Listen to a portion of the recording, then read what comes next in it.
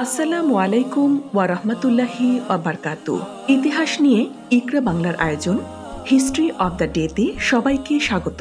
আজ আমরা ইতিহাসের পাতার ১৭ জুন নিয়ে কিছু জানব।